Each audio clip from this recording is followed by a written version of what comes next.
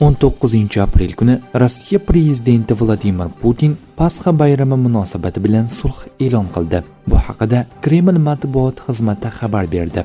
Kreml saroyida o'tkazilgan uchrashuvda Oliy bosh qo'mondon Rossiya qurolli kuchlari bosh shtabi rahbari Valeriy Gerasimovning front chizig'idagi vaziyat haqidagi hisobotini tingladi va Rossiya tomoni 19-aprel soat 18:00 dan 21-aprel soat 00:00 gacha barcha harbiy harakatlarni to'xtatishini bildirdi, deyiladi bayonotda.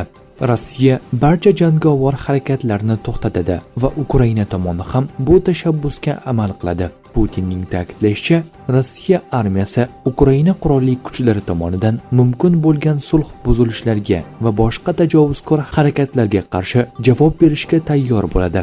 Pasxa sulhiga oid qarorimiz Kiyev rejimining muzokaralarga tayyorligi va bitimlarga rioya qilishga bo'lgan niyatini, haqiqatda bunga layoqati bor yo'qligini ko'rsatadi, dedi Putin. Davlat rahbari shuningdek, bayram arafasida nasroniy harbiylarni Pasxa bilan tabriklagan.